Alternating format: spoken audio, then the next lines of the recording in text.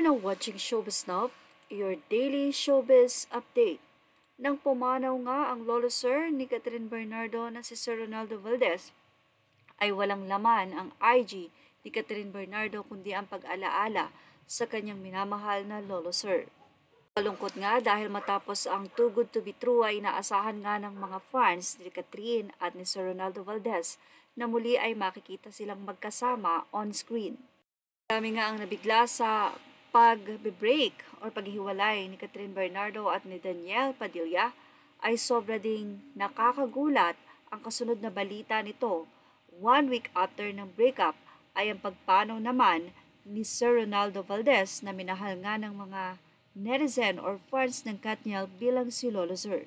Lamang sa isang interview ay inamin ng anak ni Lolo Sir na si Jano Gibbs na tanging ang aktres na si Catherine Bernardo lamang ang nakasaksi bago i-cremate ang katawan ni Sir Ronaldo Valdez ay nakita pa ito ng aktres. Ibinunyag nga ni Jano Gibbs sa isang press conference na maliban sa kanilang immediate family, tanging si Catherine Bernardo lamang ang pinahintulutan nilang makaview ng katawan ng yumaong si Sir Ronaldo Valdez dahil ayon nga mismo kay Jono ay very close daw talaga si Catherine Bernardo at Sir Ronaldo. Well, totoo naman na talagang close na close si Catherine at si Sir Ronaldo Valdez dahil nga ang nagsabing premiere night ng pelikula ni Catherine Bernardo, Very Good Girl, ay kahit na nga hindi pa nakakalakad itong si Sir Ronaldo Valdez at may iniindang sakit ng katawan, ay nagpunta siya roon sa nasabing premiere night upang saksihan at i-congratulate si Catherine. Tila yun na yata ang huli nilang pagkikita maliban sa mga reactions ni Sir Ronaldo Valdez sa mga naging revelasyon ni Catherine Bernardo sa breakup nila ni Daniel Padilla.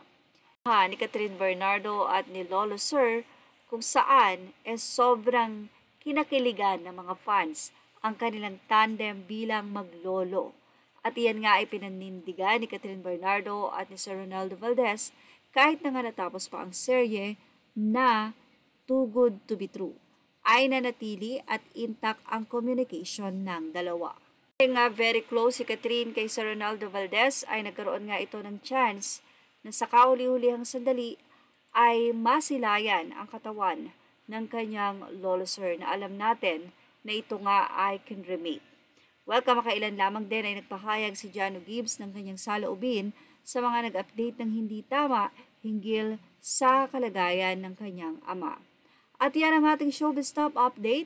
Images are all credit to the rightful owners and thank you for watching Showbiz Now.